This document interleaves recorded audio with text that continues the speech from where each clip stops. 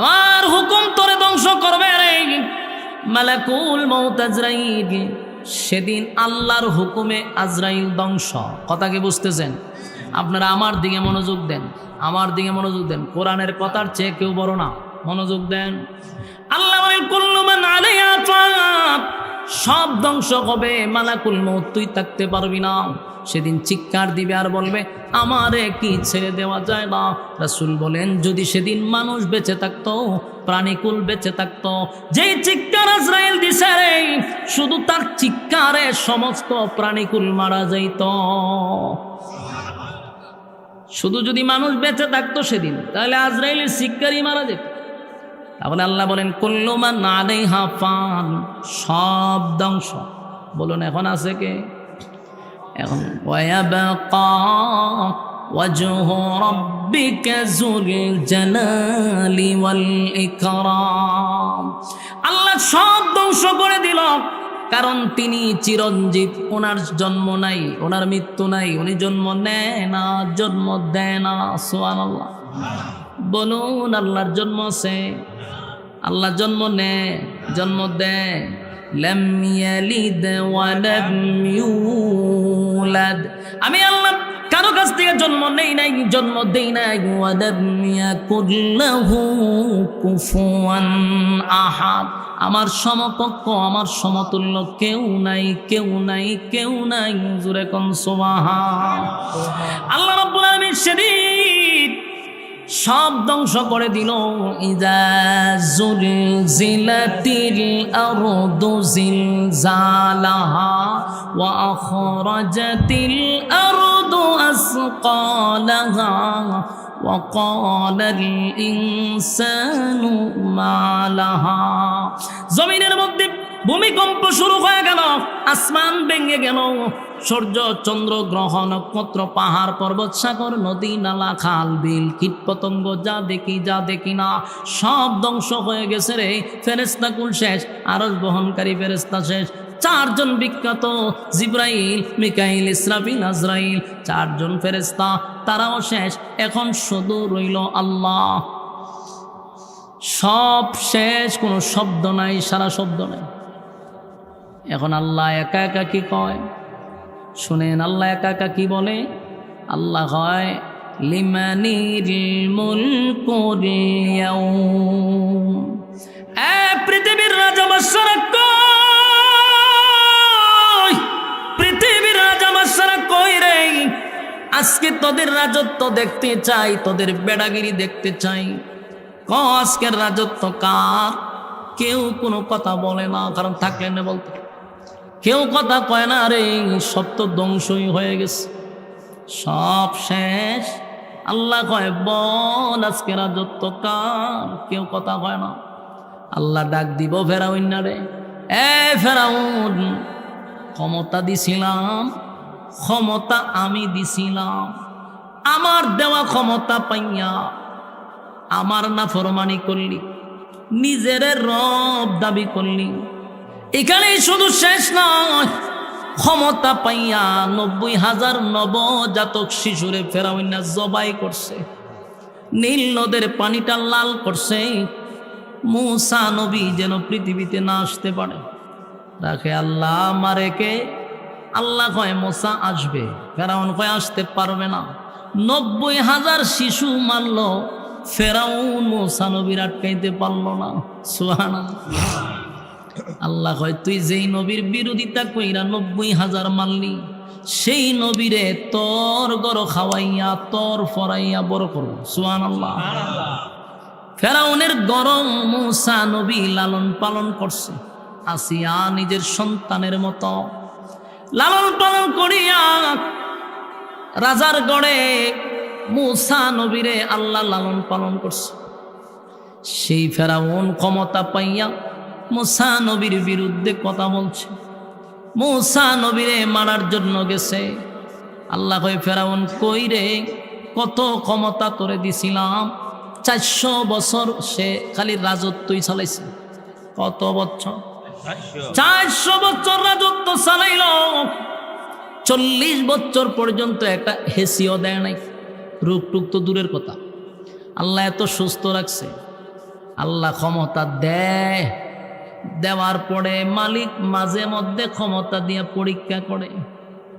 ক্ষমতা পাইয়া যারা ক্ষমতার অপব্যবহার করে, আল্লাহ কয় বান্দারে চেয়ারে বসাইছি সম্মান দিয়া, এই চেয়ারে সবাই বসতে পারে না, চেয়ারম্যানের চেয়ারে সবাই বসতে পারে না, এমপির চেয়ারে সবাই বসতে পারে না, মন্ত্রীর চেয়ারে সবাই বসতে পারে না, প্রধানমন্ত্রীর চেয়ারে সবাই বসতে পারে না। এটা আল্লাহ বিশেষ মানুষদেরকে মহাব্বত করে বান্দা তোরে চেয়ারে বসাইছি, কত সম্মান। এই চেয়ারে বসলে সারা থানার মানুষ তোমারে সেলুট পড়ে, প্রশাসন পর্যন্ত সেলুট পড়ে। এত সম্মান, এত মর্যাদা দিলাম, সম্মান পাওয়ার পরে সেজদায় পড়ে তুই শুকরিয়া আদায় করার দরকার ছিল। আল্লাহ পুরা থানার মধ্যে আপনি এত মানুষের মধ্যে আমার এত সম্মান দিলেন, এত ইজ্জত দিলেন। আল্লাহ এই সম্মানের যোগ্য আমি না, আপনি আমার একটা চেয়ারে বসাইছেন। মালিক যেই সম্মান আর মর্যাদা দিয়ে আপনি আমারে বসাইলেন, সাবধান গুনার কারণে বেজ্জতি কইরেন না, চেয়ার থেকে জুতা দা ফিরে লামাইয়ের না। যেইভাবে সম্মান দিছেন শেষ পর্যন্ত ইজ্জতের সাথে জিন্দেগি দান করেন। প্রত্যেকটা নেতার এই দোয়া করার দরকার ছিল তাহাজ্জুদে দাঁড়াইয়া, জাল্লা এত সম্মান, এত সম্মান, এত মর্যাদা, এত পাওয়ার, এত ক্ষমতা, কিন্তু উল্টা হয়ে গেছে। ক্ষমতা পাইয়া এখন ক্ষমতার অপব্যবহার করে। হয় না? একবার চিন্তা কর, যেই মালিক তোরে সম্মান দিল রে, যেই মালিক তোরে চেয়ারে বসাইল, এই মালিক তো জুতা দা ফিরে লামাইতো পড়ে। কথা হয় না? তোরে সম্মান দিছে, ওয়া তুইজ্জু মান তাশা ওয়া তুযিল্লু মান তাশা ওয়া বিয়াদিকাল খায়র ইন্নাকা আলা কুল্লি শাইইন কাদির। মাঝে মধ্যে দেখি অনেক নেতারাই আয়াত পড়ে, আমার হাসি উঠে।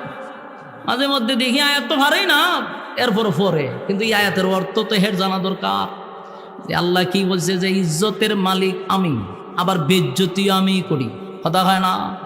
ইজ্জত কখন দেয় বন্দা? যখন তুই ইজ্জত পাস তখন শুকরিয়া আদায় কর, আর না হয় বেজ্জতির ফালা তোর জন্য অপেক্ষা করতেছে। ঠিক না বেটি? আমার যুবক ভাইয়েরা, ফেরাউন ক্ষমতা দিছে রে, কিন্তু ফেরাউন ক্ষমতার অপব্যবহার করছে। আল্লাহ শেষ পরিণতি সুবাইয়া মারছে। কিভাবে মারছে? সুবাইয়া মারছে। ফেরাউনকে আল্লাহ সাইজ করছে। আল্লাহ নমরুদ্রেও ক্ষমতা দিছে। নমরুদ্রে এত ক্ষমতা দিছে, গোটা পৃথিবীর বাদশা বানাইছে। আপনি বুঝতেছেন কথা? শুধু কি বাংলাদেশ, গোটা পৃথিবী, আসমানের নিচে যত জায়গা, ফেরাউন নমরুদ্রে আল্লাহ ক্ষমতা দিছে। তো এত বিশাল ক্ষমতা দিল নমরুদ্রে, শুকরিয়া আদায় করার দরকার ছিল, কারণ গোটা পৃথিবীর বাদশা। কিন্তু উল্টা মারছে, ফিকাপ না দিয়া উল্টা ফিকাপ মারছে। ক্ষমতা পাওয়ার পরে সে নিজেই খুদা দাবি করতে লাগলো। শুধু এখানেই শেষ নয়, খুদা তো দাবি করছে, এখানেই শেষ নয়, মানুষের উপরে জুলুম করা শুরু করলো। ইব্রাহিম খলিলুল্লাহর উপরে কেপসে আগুনে ফলাইছে। শেষে হয় আল্লাহর সাথে বলে যুদ্ধ করব। কি করব? মানুষ একটা সময় ক্ষমতা পাইয়া পরে এটা পাগল হয়ে যায়। ভাদ্র মাসে কুত্তা যাবেও পাগল হয়, অনেক নেতাড়ি কুত্তা পাগল হয়ে যায়। রে ক্ষমতা পাইছ নিউটেলে তা কুত্তা পাগল হইস না, ভ্যাকসিন দিতেই তোরারে। কথা হয় না? দি দইরা এক দুই দিন যাতা দইরা একটা ভ্যাকসিন দিয়া লাগে। বলে কে রে? বলে তুই বেশি লাফাস, এলে তোর ভ্যাকসিন দিয়ে দিলাম, কারণ তোর খামর সহ্য করন যেত না। এটা বোঝা দরকার যে ক্ষমতা পাইছি না আল্লাহর পক্ষ থেকে। আমি একটু নিউটেলে থাকি, ওরে বাবা রে বাবা, হেরে ধরো, হেরে মারো, হেরে ধরো, হেরে বড়ো, হেরে ধরো, উমাইতা করস কা? কারণ তোর ক্ষমতা দিয়ে আল্লাহ তো পরীক্ষা করতে হবে। জুতার বাড়ি তো তোর কপালের উপরে আছে। তুই যদি নিউটেলে চলস তুলে কিছু সময় শান্তিতে থাকবি, জুতা আছে। ফেরাউন না গেল সুবাইয়া, আর নমরুদ দেখ হয় আল্লাহরে মেরে লেবে, হেতে তিল লইয়া আসমানে মারছে। তা আল্লাহ ফেরেশতারে কয় বড় শখ কইরা মারছে, তো দে তোরা একটু রক্ত লাগাইয়া দে, তীরের মধ্যে একটু রক্ত লাগাই দে। মাছের রক্ত তীরের মধ্যে লাগাই আবার ফিরাত আছে। এখন এই তীরের মধ্যে রক্ত দিকা হে নাচ শুরু করছে খুশিতে। কয় দেখছ, আমি কইছিলাম না ইব্রাহিম আল্লাহরে মেরে লেছি, নাচছে। আল্লাহ হয় ফেরাউনের কপালত দুর্গতি আছে। ফেরাউন শেষে ইব্রাহিম নবীর আগুনে ফেলাই দিছে। 40 দিন পরে আল্লাহ ইব্রাহিম আলাইহিস সালামকে পুনরায় আবার সুস্থ অবস্থায় ফিরাই দিছে। এখন ফেরাউন না কয় না, ইব্রাহিমের আল্লাহ মরে নাই, ইব্রাহিমের আল্লাহ যে আছে এটা সত্য। এখন আবার বিশ্বাস করছে যে ইব্রাহিম আলাইহিস সালামের আল্লাহ আছে। তাহলে তো এখন তো কলিমা পড়ার কথা, লাইনে আসার কথা, কিন্তু ওই যে ক্ষমতা, ইব্রাহিম তোমার আল্লাহ যেহেতু তোমাকে বাঁচাইছে, অবশ্যই তোমার মালিক আছে, তোমার মালিক রে বলো আমার সাথে যেন যুদ্ধ করে, আমি প্রস্তুত। নাউজুবিল্লাহ। আমার যুবক বায়ানব যুদ্ধ করতে চাইলো, সেদিন তার বাহিনী নিয়ে দাঁড়াইছে। আল্লাহ বাহিনী বাড়াইছে, মশা, কি বাহিনী? মশা বাড়াইছে। মশা বাড়ানোর পরে সব বাহিনীরে মিনিটের ভিতরে সব সাইজ করে দিছে, মানে মাটিতে হুতায় দিছে। এটা এমন এক মশা ডিল মিশিংয়ের মতো ঢুকে বাইর হয়, এদিকে একদিকে ঢুকে আরেকদিকে বাইর হয়, যে হান্দার ঢুকে এখান থেকে একবারে ডিল মিশিংয়ের মতো ঘুরায় বাইর হয়, সব হুতায় লেছে। নমরুদ এই দৃশ্য দিকে সর্বনাশ, এটা কি বাহিনী রে, দৌড়ায় গেছে গড়। আর এর মধ্যে একটা মশা যুদ্ধ করতে গিয়ে তার ফাও গেছে বাইঙ্গা, অন্তত প্রতিবন্ধী গেছে গা। তো আল্লাহ আমার এবার জাত পাঠাইলে আমার ফাউডু ভেঙে গেছে, কত তোরে দিয়ে বড় কাজ করাবো। এই মশাটা আল্লাহ পাঠাইছে নমরুদ্দার কাছে। নমরুদ্দার নাক আসিন তো বম্পাস্টিক মার্কা বড় বড়, যেই নাকের দ্বারে গিয়ে ঢুকছে চুম করে ভিতরে ঢুকে মগজ উঠে গেছে, ডাইরেক্ট মগজ উঠে গেছে। মগজ গিয়া ওই মনে করেন তার সুই ঢুকাই দিছে। যেই মগজে ঢুকাইছে নমরুদ নিচ থেকে প্রায় কয়েকাত উপরে লাফায় উঠছে, আবার নিচে লাফে, যা কিছু পায় তা দিয়ে মাথার বাইরে, যেখানে জায়গায় মাথার বাইরে, কোনোভাবেই ব্যথা কমতেছে না, পাগলের মতো হয়ে গেছে নমরুদ। চিৎকার শুরু করছে, যা পায় তা দিয়ে মাথার বাইরে। বাড়িতে এক সময় জুতা বাইতে জুতাদা বাড়ি মারছে। জুতাদা বাড়ি মারার সাথে সাথে আল্লাহ মশারে কয় সুই উঠাইছে, কয় এখন থেকে এটাতে বাড়ি দিলে সুই ঢুকাইবি, বাড়ি দিলে ছেড়ে দিবি। নমরুদ জুতা লইয়া চিন্তা করলো, এতক্ষণ ব্যথা করলো, সব কিছু দিয়ে বাইরিলাম, ব্যথা কমলো না, জুতার বাড়িয়ে ব্যথা কমলো। জুতার মধ্যে কি আছে রে? এখন জুতা লইয়া হে বসে রয়েছে, যে ঘটনাটা কি? কতক্ষণ পরে সুই আবার ঢুকাইছে, ঠাস করে জুতা দাবানি মারছে, ব্যথা ছেড়ে দিছে। এখন এর পুরা বিশ্বাস হয়েছে যে আমার এই রোগের ওষুধ হলো জুতার বাড়ি। বলুন এই রোগের ওষুধ কি? জুতার বাড়ি। এখন জুতা হে বগলের নিচে লইয়া আটে, যেখানেই যায় যখন খামর মারে টাস করে জুতা দাবারি মারে। তো এক সময় মশা তো আর প্রতিবন্ধী যদি হয়, এটি বিতলাতা হে বেশি। এ কতক্ষণ পরে খাম মারে, এখন কতক্ষণ পরে সুই ঢুকায় আর বাইর করে, তখন কতক্ষণ বাইরিব, নিজে বাইরিতে আর কত বাইরে নিজে হাতে ব্যথা ধরে লিছে। শেষে ঘটনা করলো কি, হয় আমি একজন লোক রাখতেইব জুতাদা বাইরিবার লেগে। এখন একজন লোক রাখছে যে তুই আমার জুতাদা বাইরিবি, মাসে এত 1000 টাকা বেতন। কি চমৎকার সিস্টেম! এটা গল্প না, আপনি বইরে দেখেন, নমরুদের ইতিহাস পড়বেন। জুতাদা বাইরিছে। আচ্ছা কম তো দেখি, এরকম সুযোগ পাইলে কি মানছে নেয় না? কথা হয় না দিই। এই যে মনে হয় আবুল্লাহ সরকার একটা আছে না, কোরআন শরীফ আল্লাহ নিয়ে যে ব্যঙ্গ করছে, এরে যদি কয় যে হেরে জুতাদা বাইরিলে এত 1000 টাকা দেওয়া হইব, আমি কইলাম আমার টেয়া লাগতো না, আমি সকাল বিকাল বাইরাম, বরং আরো 500 টাকা প্রতি বাড়িয়ে দিমো আমি। ঠিক না বেটি? কেন? এটা মুসলমানের আবেগ। ফেরাউন না যখন ওই যে জুতাদা বাইরিলে টাকা দিম, একজনে ভাই আমি রাজি, এতে চাকরি দিছে। এখন কাম হইলো পিছে দাঁড়াই থাকবো, বেতা দললো ইশারা দিব, টাস করে বাড়ি মারে। তো নমরুদ তো গোটা পৃথিবীর বাদশা, বিভিন্ন জায়গার থেকে বিভিন্ন দেশ থেকে মানুষ আসে, তার সাথে কথাবার্তা বলে, তার মন্ত্রিসভার সাথে কথা বলে। যখন দেখে যে হঠাৎ করে তার পিছনে একজন লোকে তারা জুতাদা বাড়ি মারে, অন্যান্য যে বিভিন্ন জায়গার থেকে মানুষ আসছে, এরা সর্বনাশ, এরকম বেজ্জিত একটা লোকের সামনে আমরা আয়া খারইলাম, এর যে কতক্ষণ পরে বলে জুতাদা বাইরে আয়, না না না, এর সামনে খারইলে মান সম্মান থাকতো না, তার সাথে কিসের চুক্তি আর মুক্তি, এত বেজ্জিত একটা লোক, এর জুতাদা বাইরে আয়। এখন যেই ব্যক্তি চাকরি লইল, এত প্রথম শখে বেরিয়েছে, আনন্দে বেরিয়েছে, কিন্তু একটা সময় বেচারা বিরক্ত হয়ে গেছে, খাইতে পারেন এরা জুতাদা বাইরেন লাগে, বাথরুমও যেতে না এরা জুতাদা বাইরেন লাগে, ঘুমাইতে না এরা জুতাদা বাইরেন লাগে। অনেক এত পেরা নিব কে? শেষ একদিন হয় না, এখন চাকরি ছেড়ে দিল তো আমার গরদান উড়াই লিব, আর চাকরি করলো আমি 2 দিন পরে মরে যাবো, খাওয়ান নাই, ঘুম নাই, তেনে মরতাম যখন তোর লই মরি। একদিন সে জুতা বাদ দিয়া মুগুল লইছে, এত মুড়া মুগুল লয়ে চুপ করে বলিছে, যখন হচ্ছে বাড়ি দে, এর শরীরে যত শক্তি আছে এই শক্তি প্রয়োগ করে এমন বাড়ি মারছে, মাথার 2 ভাগ হয়ে গেছে। শেষ নেই, মশা ছায়া দিয়ে উপরে ছাদ নাই। এখন মশা গাড়ি সব জায়গা থাকতে পারে, এরকম নোংরা জায়গা, মশা কয় আল্লাহ আমি কি আয়াবরম আয়াবর, নমরুদ্দা শেষ। বলো এটা কি শেষ হয়েছে না জুতাদা বাইরিয়া মারছে? এটার মূল ঘটনা হলো চরম পর্যায়ের বেজ্জতি করে আল্লাহ এই সমস্ত নাফরমানদেরকে দুনিয়াতে বিদায় করে। আপনি ইতিহাস পড়েন দেখবেন যারাই জুলুম করছে এদের শেষ পরিণতি কিন্তু চরম পর্যায়ের বেজ্জতি। এটা আল্লাহ দুনিয়াতে তার বেজ্জতি করে, পরকালে তো তার বিচার আছেই, কিন্তু দুনিয়াতে একটা চরম পর্যায়ের বেজ্জতি করে। দেখেন যতগুলো লোক ছিল, ফেরাউন কন, আবু জাহেল কন, বুশ কন, বুশ তো আমরার যুগে যারা এরা জানে বুশ কেডা, এই বুশ আমেরিকার মানুষের উপরে জুলুম করছে, আল্লাহ সাংবাদিকের জুতা দেয়ার কপাল মারছে, ঠিক না বেটি? ওয়াংসাং সচি, এরপরে দাদা, এরপরে আমরা আশু আফা, এরা সবার কিন্তু একই পরিণতি হবে, চরম পর্যায়ের বেজ্জতি। এটা আল্লাহর পক্ষ থেকে নির্ধারণ করা। এই জন্য ক্ষমতা পাইলে তখন আর মাঝে ডাইন বাম দেখে না, তখন নিউট্রালে থাকবেন যে আমার যে এত বড় এক দায়িত্ব আমি পাইলাম, আল্লাহর মধ্যে এত বড় দায়িত্ব পাইলাম, নিশ্চয়ই আল্লাহ আমার মহব্বত করে দিছে, আর একটা বিশাল এক পরীক্ষায় ফলাইছে। এই মেয়ে একটা মেম্বার হইলে ওয়ার্ডের দায়িত্ব, একটা চেয়ারম্যান হইলে ইউনিয়নের দায়িত্ব, আর একটা এমপি হইলে পুরা থানার দায়িত্ব, এতগুলা মানুষের দায়িত্ব তোমার হাতে। তুমি এত পাগল হইলে তো চলবে না, তুমি শান্ত থাকতেই, তুমি তো পাগল হয়ে গেছো। ঘটনা কি? মানুষ এমপি মন্ত্রী হইলে পাগল হয়ে যাগা যে আমার যে কিতাব হনে নিজে কইতে পারবে, পরিণাম ভালো হবে না, নিউট্রালে থাকতে হবে। যখন তুমি পুরা থানার দায়িত্বে থাকবা, ওই থানাতে যদি একটা কুকুর না খেয়ে মারা যায়, হাসরের মাঠে কুকুর যে না খেয়ে মারা গেছে, এর দায়ভার তোমার হাতে। কথা বুঝতেছ? কেন কুকুর মারা গেল না খাইয়া? তুমি না এই থানার অধীনে ছিলা, দায়িত্ব কিন্তু বাইরে গেছে। আমি আপনি কুত্তা মরলে আমরা দায়িত্ব না, কথা বুঝতেছেন নি?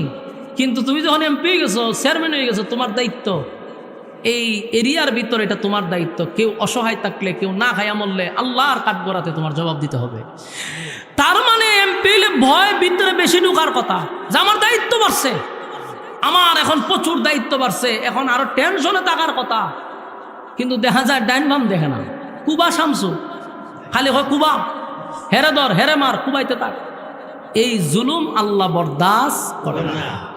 আর যুবক ভাইরা, জুলুম আল্লাহ পছন্দ করে না। ক্ষমতা দিয়া আল্লাহ পরীক্ষা করে। আল্লাহ সেদিন বলবেন লিমানিল মুলকুল ইয়াউম, এ পৃথিবীর রাজা বাদশারা তোরা কোথায়? কোনো শব্দ নাই। এখন আরেকটা কথা ইয়াদ রাখবেন, প্রথম সিংহায় ফুক দিছে না, দিছে পরে কি হয়েছে? সব ধ্বংস। প্রথম সিংহার দ্বিতীয় সিংহার মাঝখানে একটা গ্যাপ থাকবে। কতদিন? 40 বছর হইতে পারে, 40,000 বছর হইতে পারে, এটার কোনো সিস্টেম নাই, শুধু 40 বলা হয়েছে। আপনারা বিজ্ঞ আলেমদেরকে জিজ্ঞাসা করবেন, এখানে 40 সংখ্যা দিছে, কিন্তু 40,000 বছর হইতে পারে দুই সিংহার মাঝখানে। পরে আল্লাহ আবার ইসরাফিলকে জীবিত করবে, ওঠাও। ইসরাফিলে সর্বপ্রথম দাঁড় করাইবে, আল্লাহ কইবে আবার সিংহে ফুক দে, ওই দ্বিতীয় সিংহে ফুক দিবে। ইসরাফিল আলাইহিস সালাতু ওয়াস সালাম যখন দ্বিতীয় সিংহায় ফুক দিবে, তখন প্রত্যেকটা মানুষের ভিতরে রুহু আসবে। প্রথম সিংহায় ফুক দেওয়ার কারণে সব শেষ, দ্বিতীয় সিংহায় ফুক দিলে রুহু আসবে। চাপি তোলার বাইরে কথাগুলি দিলের কান লাগায় শুনেন। প্রথম সিংহায় ফুক দেওয়ার পরে বিশ্ব পরিস্থিতির পরিসমাপ্তি ঘটে গেছে। কুল্লু মান আলাইহা ফান, সব ধ্বংস হয়ে গেছে। কিন্তু দ্বিতীয় সিংহায় যখন ফুক দিবে রে, তখন প্রত্যেকটা মানুষের ভিতরে রুহু আসবে। মানুষগুলা কাদা মাটির নিচ থেকে দাঁড়াবে। আপনারা যেখানে খবর দেওয়া হয়েছে, চাপিতলার মানুষকে খবর দিছে কি হবিগঞ্জ না চাপিতলা? চাপিতলার মানুষকে যেখানে খবর দেওয়া হয়েছে, ঠিক ওই জায়গার থেকে মানুষটা হাসরের মাঠে দাঁড়াবে। মানে চাপিতলার থেকে দাঁড়াবেন। এই গোটা পৃথিবীটাকে আল্লাহ হাসরের মাঠ বানাবে। তবে এখনকার পৃথিবী আর তখনকার পৃথিবীর মধ্যে উল্লেখযোগ্য বেশ কম থাকবে। তখন পৃথিবীটা থাকবে সমতল, একেবারে সমান। এটা কি আসলেই হবিগঞ্জ ছিল না চাপিতলা ছিল বুঝার ক্ষমতা না। এখন সমানে সমান, কোনো বিল্ডিং নেই, বাড়িঘর নেই, সব সমান। তখন প্রত্যেকটা মানুষ কাদা মাটির নিচ থেকে উলঙ্গ অবস্থায় কাদা মাটির নিচ থেকে কলিজা পাটা পিপাসা লইয়া মানুষ দাঁড়াবে। দ্বিতীয় সিংহে ফুঁক দিলে উলঙ্গ অবস্থায়, বলুন টাইকুট লাগাইয়া, হ্যাঁ টাইকুট লাগাইয়া না, দাঁড়াবেন উলঙ্গ অবস্থায়, তাও কলিজা পাটা পিপাসা। আল্লাহ নবী বলেন সেদিন সব মানুষ উঠবে উলঙ্গ অবস্থায়, কিন্তু একজন লোক উঠবে জান্নাতি পোশাক পরিধান করে। তিনি হলেন সমস্ত নবীকুলের সম্রাট নবী মুহাম্মদুর রাসূলুল্লাহ সাল্লাল্লাহু আলাইহি ওয়াসাল্লাম। আমার নবী শুধুমাত্র পোশাক পরবে। আল্লাহ রাব্বুল আলামিন ইসরাফিলকে যখন বলবে সিংহায় ফুঁক দে, সব রূহ আসবে, জিবরাইলও জিন্দা হবে, মিকাইলও জিন্দা হবে, সব ফেরেশতারা আবার জীবিত হবে। আল্লাহ হয় জিবরাইল রে, আজকে তোমার দায়িত্ব হলো হাসরের মাঠ থেকে আমার বন্ধুরে সর্বপ্রথম তুমি উঠাইবা। সুবহানাল্লাহ। জিবরাইল আলাইহিস সালাতু ওয়াস সালাম নবীজির রওজা তালাশ করে পায় না, কারণ কেমনে পাইব? জিবরাইল থাকতে এক অবস্থা ছিল, এখন যে মাঝখানে কত বছর গেছে আল্লাহ জানে না, আল্লাহ ছাড়া কেউ জানে না। আর এখন তার ওই পৃথিবীর সমান না, সব সমতল। জিবরাইল ঘুরে ঘুরে ঘুরে ঘুরে দেখে, কিন্তু নবীর রওজা তালাশ করে পায় না। পাগল পাগল হয়ে গেছে, সর্বপ্রথম নবীরে উঠাইতে হবে। জিবরাইল দৌড়ায় ইসরাফিলের কাছে গেছে, এই ইসরাফিল, সিংহায় ফুঁক দিলি, কিন্তু এখন নবীর আমি তালাশ করে পাই না। ইসরাফিল কয়, আমার জিগায় কোনো লাভ নাই, আমি সিংহায় ফুঁক দিছি পড়ে, আমারও তো শেষ করে লিস আল্লাহ, আমি কেমনে কমু? এবার ইসরাফিল বলে, তুমি একটা কাজ করো, মাটিরে জিজ্ঞাসা করো মাটির মধ্যে আমার নবীরে কোথায় রাখছে। জিবরাইল মাটিরে জিজ্ঞাসা করে, মাটিরে বল তোর কোন জায়গায় আমার নবীরে রাখছস? মাটি আমার উত্তর দে, জিবরাইল, আল্লাহ যখন ইজা জুলজিলাতিল আরদু জিলজালাহা, যখন জমিনের মধ্যে জালজালা শুরু করে দিছিল, জমিনের মধ্যে যখন ভূমিকম্প শুরু হয়ে গেছিল, তখন মাটি আমি আমার মধ্যে নাই, আমার যে কোন জায়গায় নিজে উলট পালট করে আমি আমার মধ্যেই নাই। চিন্তা করেন কি অবস্থা রয়েছে, মাটিও বলতে পারে না। জিবরাইল পাগল পাগল হইয়া তালাশ করে নবীরে পায় না। একটা সময় তাকায়া দেখে একটা জায়গার থেকে আলো বাহির হয়। জিবরাইল সেখানে গিয়ে আল্লাহর হাবিবকে ধরে সর্বপ্রথম জান্নাতি পোশাক পরিধান করাইয়া হাসরের মাঠে আমার নবীরে দাঁড় করাইছে। আল্লাহর নবী হাসরের মাঠে দাঁড়ায় বলে, জিবরাইল রে, আমার উম্মতের খবর কি? সুবহানাল্লাহ। এখনো মানুষকে উঠানো হয় নাই, এই হাসরের মাঠে সর্বপ্রথম আপনারে উঠানো হয়েছে। আল্লাহর নবী সেদিন সর্বপ্রথম নবীরে উঠাইয়া হাউজে কাউসারের পারে আমার নবীরে দাঁড় করাবে। হাউজে কাউসারের পারে দাঁড় করানোর মানে হলো হাউজে কাউসার ক্রস করে তারপরে হাসরের মাঠে যেতে হয়। মনে করেন একটা গেট মনে করতে পারে, এটা দিয়ে ঢুকতে হইবে। তো নবী দাঁড়ায় আছে হাউজে কাউসারের পাড়ে। যারা হাসরের মাঠে ডুববে উলঙ্গ অবস্থায়, পিপাসু অবস্থায়, নবী এক পেয়ালা পানি তাদেরকে পান করায়া দিবে। যারা পানি পান করবে রে, তাদের কপাল খুলে যাবে। সুবহানাল্লাহ। আর যুবক ভাইয়েরা, চাপি তোলার ভাইয়েরা, যারা পানি পান করবে তাদের কপাল খুলে যাবে, কপাল খুলে যাবে। পানি যারা পান করবে না তাদের কপালটা পড়ে যাবে। হাসরের মাঠে মানুষের কলিজা পাটা থাকবে পিপাসা। এক পেয়ালা পানি যদি নবীর বরকতে হাতের পান করতে পারে, আল্লাহর নবী বলেন ওই বান্দা এবং বান্দির 50,000 বছরের ভিতরে আর কোনো দিন পানির পিপাসা লাগবে না। এই একটা জবান বন্ধ রাখবেন না, আল্লাহু আকবার। আরো জোরে কোন আল্লাহু আকবার। এই ইমানের আওয়াজ দিয়ে বলেন আল্লাহু আকবার। এই পানির কত দাম, পানির কত দাম, কত দাম, কত দাম। এই পানি সবার ভাগ্যে জুটবে না। এই পানি পান করতে গেলে দুনিয়া তো আমাদের কিছু নিয়ম কারণ মানতে হবে, কথা হয় না। এই পানি সবাই পান করতে পারবে না গো। আল্লাহর নবী তাকায়া দেখবে দলে দলে দলে দলে দলে দলে মানুষ আসতেছে নবীর কাছে পানি পান করার জন্য। যেই মাত্র নবীর কাছাকাছি আসবে, নবী হঠাৎ করে দেখবে কিছু মানুষকে দেখা যায় না, নবীও দেখে না, তারাও দেখে না, উম্মতও দেখে না, নবীও দেখে না। আল্লাহর নবী চিৎকার দিয়া বলবে, মালিক, এমনটা কথা ছিল না, এমনটা কথা ছিল না। হাউজে কাউসার আমি জোর করে আনি নাই, আপনি আমারে গিফট করছেন। ইন্না আতাইনা কাল কাউসার, নিশ্চয়ই আপনি আমারে গিফট করছেন। পানি আপনার কাছ থেকে চেয়ে নেই নাই, আপনি আমারে দিলেন। ওয়াদা ছিল গুনাহগার উম্মতকে পানি পান করাবো, কিন্তু যখনই আমার কাছে পানি পান করতে আসে আমি তাদেরকে দেখি না, তারাও আমারে দেখে না। আল্লাহ এমনটা কেন হয়ে গেল রে, এমনটা কেন হয়ে গেল? আল্লাহ বলে, বন্ধু আমি যা জানি আপনি তা জানেন না। কথা কি বুঝতেছেন? আল্লাহ যা জানে নবীও কি তাই জানে? আল্লাহ বলেন আমি যা জানি বন্ধু আপনি তা জানেন না। আপনার কাছে দলে দলে দলে দলে দলে দলে পানি পান করার জন্য আসছে, কিন্তু মাঝখানে আপনি দেখেন না, আমিও আপনার উম্মতরা আপনাকে দেখে না। এর কারণ হলো বন্ধু আপনি এবং আপনার উম্মতের মাঝখানে আমি একটা পর্দা ফালাইয়া দিছি গো নবী। পর্দার কারণে আপনি দেখেন না, তারা আপনাকে দেখেন না, তারা আপনাকে দেখে না। কেন গো মালিক এমনটা কেনই বা হয়ে গেল? আল্লাহ বলে, বন্ধু আপনি তাদেরকে চিনেন আপনার উম্মত হিসাবে, আমি তো জানি এই লোকগুলো আপনার সঙ্গে কি করছে। কারণ আমি ইচ্ছাকৃতভাবে আপনার বরকতি হাতের পানি তাদেরকে পান করতে দিব না।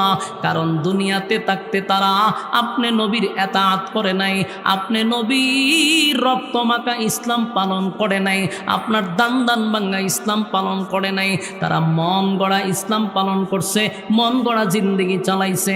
আপনার নাম বিক্রি করে মাঠে ময়দানে চলছে, আপনার নাম বিক্রি করে তারা জিলাপি খাইছে, আপনার নাম বিক্রি করে তারা ফুজি করছে, আপনার নাম বিক্রি করে করে আশিকে রাসূল সাজছে, কিন্তু আপনার সুন্নত তাদের মধ্যে পাওয়া যায় নাই।